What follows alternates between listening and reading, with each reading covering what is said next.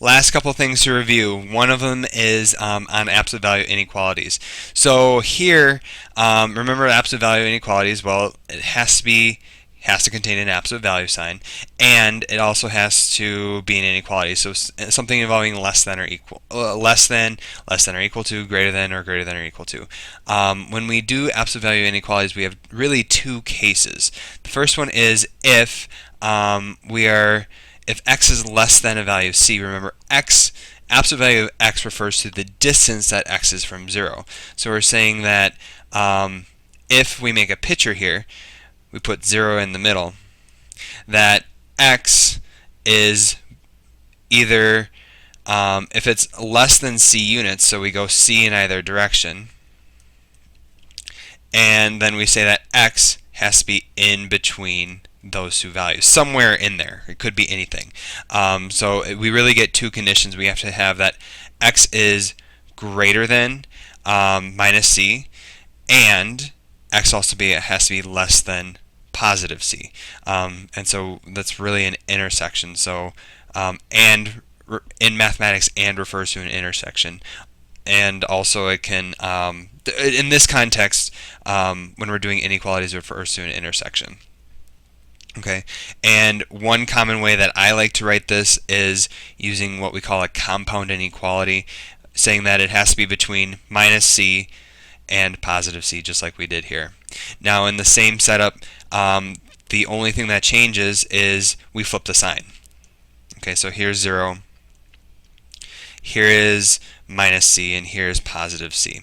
So if we have that the distance that x is from 0 is more than c, that means that, okay, so here's the distance from 0 to c is c, so it has to be beyond here or beyond here. So that's why we get the two conditions, that x has to be less than minus c, or x has to be greater than, that's a wrong sign, x has to be greater than c. Okay. And then, so our answer here, this interval, again, should be not minus, try that again, should be minus c to c.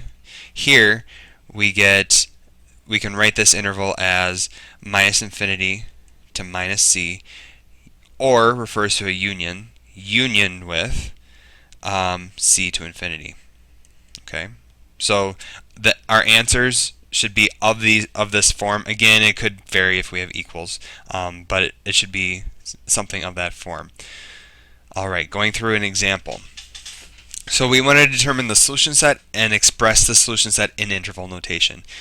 Go through and do it just like any other algebra problem. So we'd, to undo the order of operations, we'd first subtract. So I'd get minus 4 times the opposite value of 3 minus 2x is less than or equal to minus 8. Divide by minus 4, I get a 3 minus 2x in absolute values. And when I divide by a negative, the sign switches, so that's greater than or equal to 2.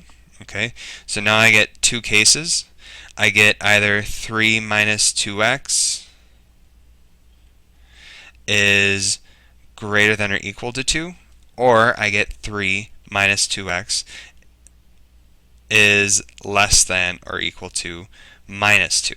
Okay, and I go ahead and solve each of these, and this one, let's say I have to first subtract 3, so that's out of minus 1, and divide by a minus 2, so I get x is less than or equal to minus a half. Same thing over here, I get a minus 5, divide by a 2, that's negative, and I get x is greater than or equal to 5 over 2.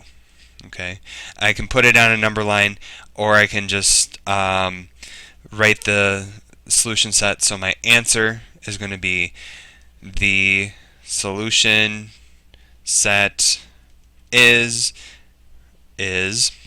minus infinity to minus a half, and that would be a bracket, unioned with 5 halves to infinity. Okay. Always remember to make a concluding statement with these problems, and that's a brief recap on absolute value inequalities.